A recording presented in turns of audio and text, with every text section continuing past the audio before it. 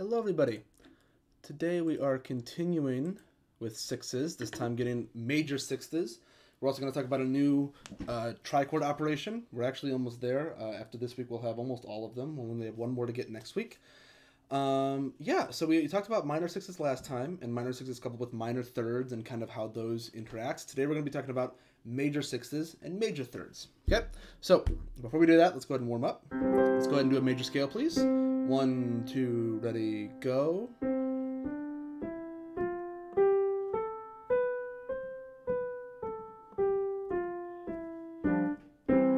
Okay, let's go ahead and do let's do harmonic minor. 1, 2, ready, go.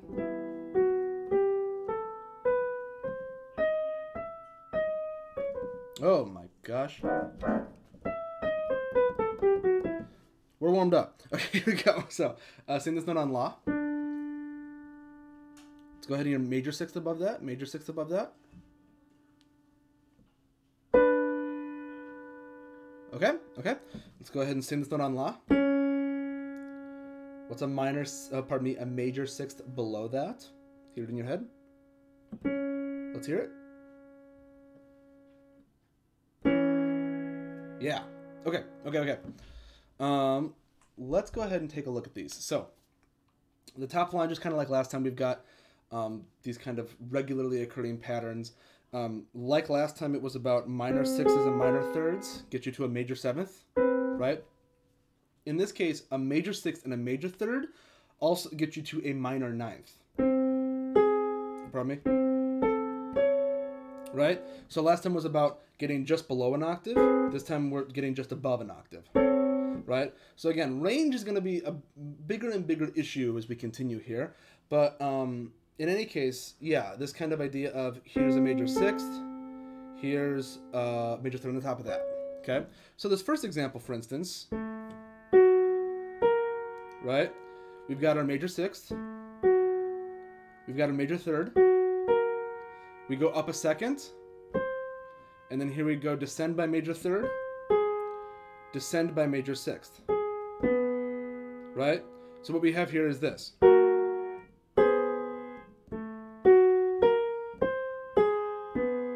Right? Okay. Number 2 kind of inverts that, flips the direction, so to speak. Right?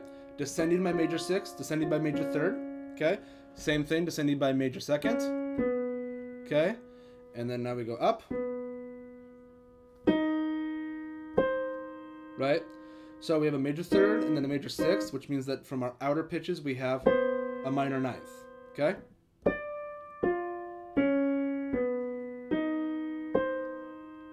And so on. Okay?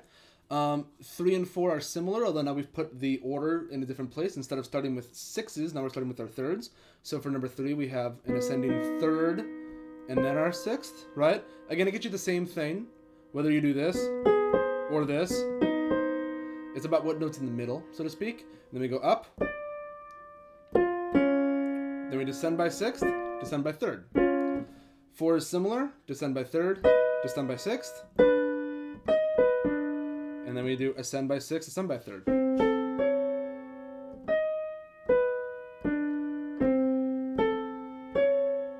And so on. Okay?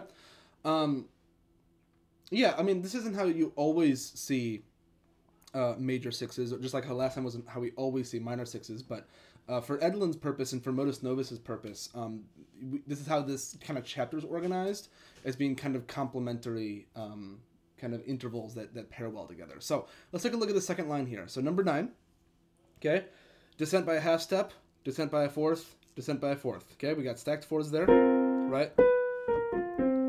And then here is where we have major third, major sixth, right?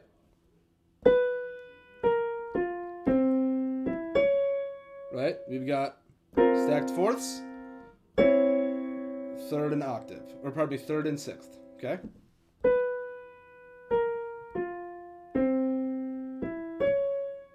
And so on, okay?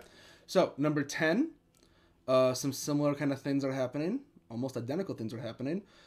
With that, go ahead and take a look at number 10. Take about 20 seconds Your first pitch will be here on D or Re or La or 2, depending on whatever solfege you're using. Okay, go ahead and take 15 seconds and look at number 10.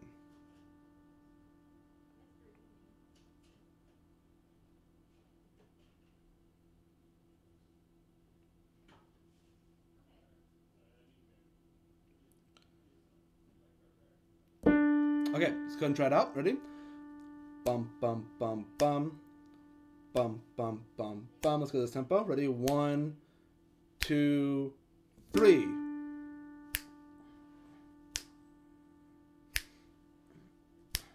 Okay, let's go ahead and try that again. This time with the keyboard. 1, 2, 3.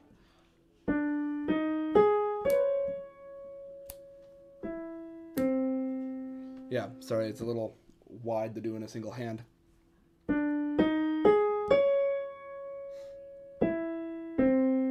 Right? It really does sound kind of, we didn't talk about, like, the scale, but there's some scales where you have this major third and this flat 9 kind of sound that moves down.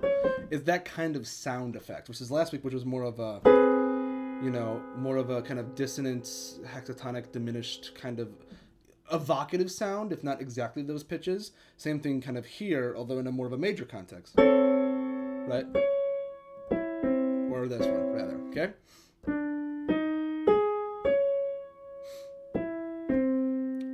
Okay. So let's look at number 11. Okay, number 11. Start by going down to major third. Then go down to major sixth. Look at that.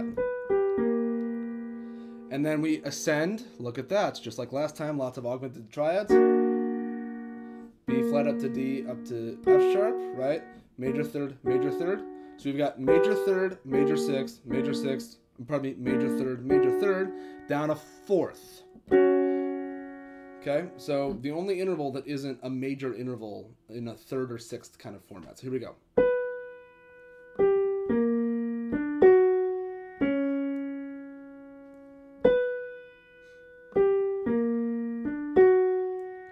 And again, rhythmic liberties are always taken just because we're trying to focus really on pitch here. Okay, so yeah, there's that augmented triad again, and there's that major third, major sixth action. Okay, bottom line, number 16.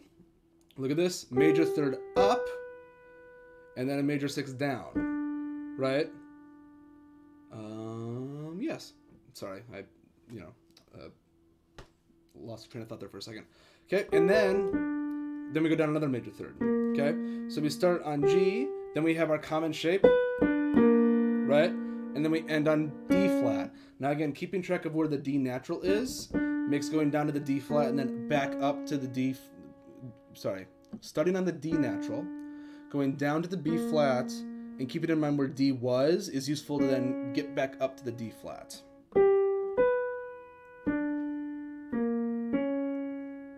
Right? Does that make sense? Because we kind of keep a sense of where that is. So when we go down and come back, we kind of just go a little bit lower than where we began. And so on. Okay? So number 17. Here we go. We start off with a tritone to start with. So E down to B flat. I haven't seen a tritone yet this week. E down to B flat. Then we have a major third. And then look at this. Then a major sixth. So we have a tritone to start with, but then we have our common shape here. And then we go up another major third. So we've got those two shapes kind of allied, right? Major third, major sixth, major sixth, major third.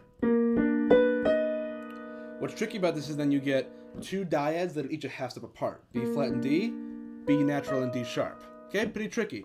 Then we descend by another tritone from D sharp down to A. And then we go down another major third to end it all out. Okay? So 17 is particularly tricky, I think. Okay? It goes like this.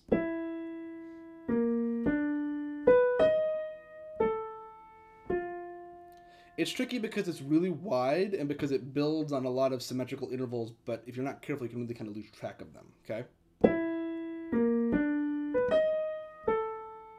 And so on, okay? Then finally, last but not least, number 18 starts us off on F sharp, down to major third, okay?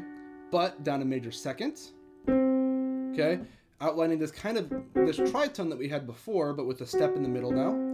Here we have, look at this, major 6, major 3rd. And then we descend back down from there, down another major 6th, another major 3rd. Okay? So we start off with, again, this kind of tritone, this like O2-6 trichord, right? And then we ascend up in our pattern, and then we descend down in a different pattern, right? Because we start by focusing on C, up a major 6, up a major 3rd. Then from C sharp, we go down a major 6, down a major 3rd. Okay, so we reset kind of our pitches. So we've got, whereas 17 was overlapping 2 of these patterns, 18 is kind of getting to one point and then using that point to then, go somewhere else, so to speak, like daisy chaining them together. I know that we're going through this a little bit quickly, but again, like I've said earlier in the quarter, we're looking for kind of breadth, perhaps more than depth. Just kind of like whether you if you had to prepare a piece such as this, you'd be able to sit down and kind of go through the process on your own. Okay. That said, let's finish up today by looking at a melody. Okay. Lots of wide intervals. Okay. There's not really a sense of pitch centricity here. We see an A flat in the first 2 measures and then an A flat at the end, but it doesn't really seem like A flat is a particularly important note.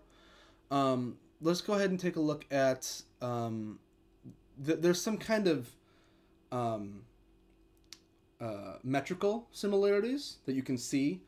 And in addition, it seems like there's some kind of interplay with the unfolding the opposite of things, for instance. So notice that here, we start by going down a major 3rd.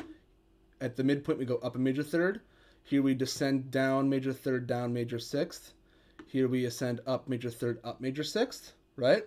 Same thing over here. You can kind of see how they kind of unfold in opposite directions. This is going to be really useful in about 5 seconds when we get to the trichord operations. Hint, hint.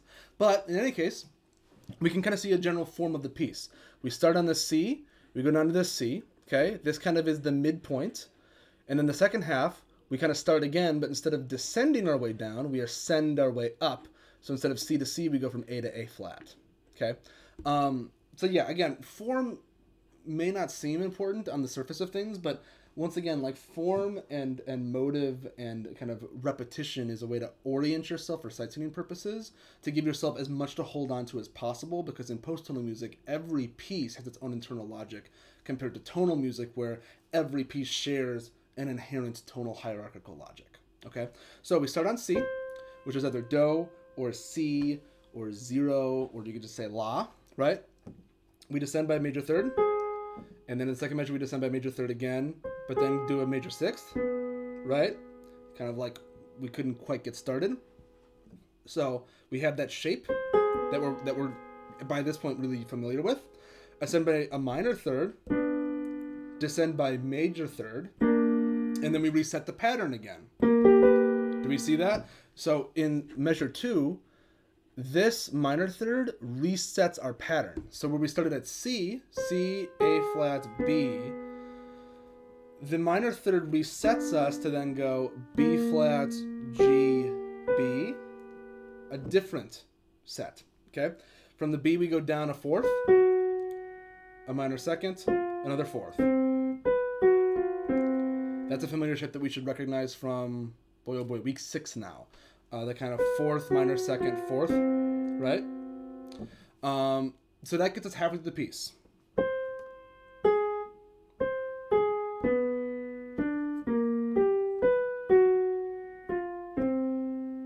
Okay? Really dancing around because of the nature of the intervals that we're working with here, but there is a general sort of internal logic there. This kind of, this descending unit that then is shifted down a half step and then flip the other direction. Right? Pardon me? And so on. Measure 5 gets us all the way down to this A. We'd go down a minor 3rd. We ascend major 3rd. We stop again. And just like at the very beginning, we now restart and then achieve our goal of going major 3rd and major 6th. Right? Although this ends a bit differently, because now we go down with a deceivingly large distance, and A sharp to a G is actually a minor 3rd. And then now we go down a half step. And then look, now we're here. on D, major third down. And just like in the first half, that minor third reset us down a half step. So now we're at measure 7.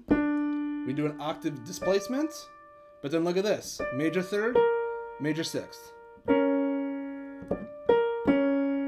Right? And then look at that, another major third. We've got this kind of overlapping thirds and sixths like we saw on the previous page. And then from here we have minor sixth. And then we have minor third. So now we have, to end this, we have the shape from last time, from Monday. So this is a great example because it's got a relatively transparent form. The entire piece is only a couple intervals. It doesn't have that much intervallic variety. Rhythmically, it's relatively straightforward. And it also incorporates major sixes as these kind of structural components, but then minor thirds and minor sixes as being kind of points to depart, or in this case, points to even end, right?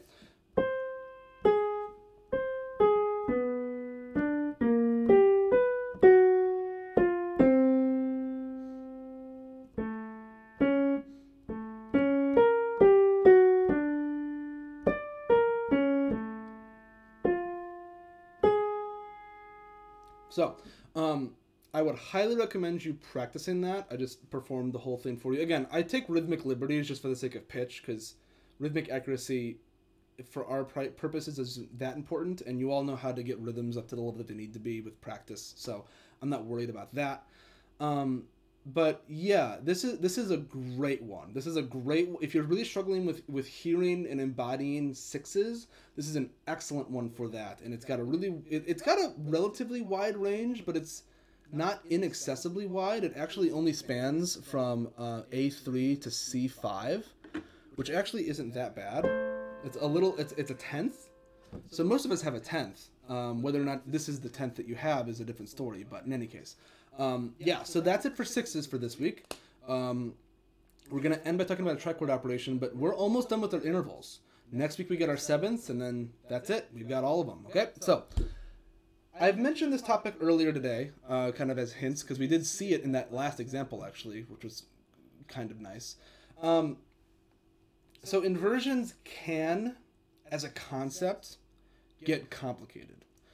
For our purposes, inversions take the direction of an interval and reverses them. Now, the thing about inversions that get complicated, what I'm getting at, is that when you're talking about sets, you can invert about a pitch, so to speak. So instead of just inverting from 0 and flipping everything over, you can invert, around, say, 4, around an E natural, so to speak. So we're not going to get into the weeds on that because that's kind of complicated and isn't totally useful for sight singing, but inversion in this context is useful when we get to our material next week, and just kind of as like a concept of what inversion is. So, for example, if a prime form has an ascending major third, the inverted version has a descending major third, okay? So we have, in this case, for our purposes, one of the notes will remain the same, and we've just inverted the direction. So that means that you get different pitches, the pitches change, but the intervals stay the same, and that's what's important about it, okay? Clock faces can be useful as visualizations for this. We've used clock faces earlier in this quarter. It's been a while, but we've used them. So for instance, if we have, say, C up to a major third E, if you were to invert that with C as your anchor note, you instead go C to E, you would go C to G sharp / A flat. Does that make sense? Do we see how it kind of inverts around this? Because your axes are going to be like this. So say our note is D, right? Say if we're going to invert D, and say we have a minor third above D, that would be F. If we're going to invert that minor third, it would then become a B below, so to speak. Okay? Now, for intervals, this is easy, but for sets, this gets a little bit more complicated. So, the examples that I have here, we have an 025. Pardon me. Right? If we keep that C the same, so here's the prime form. If we now invert 025, instead of going major second, minor third, now it's major second, minor third.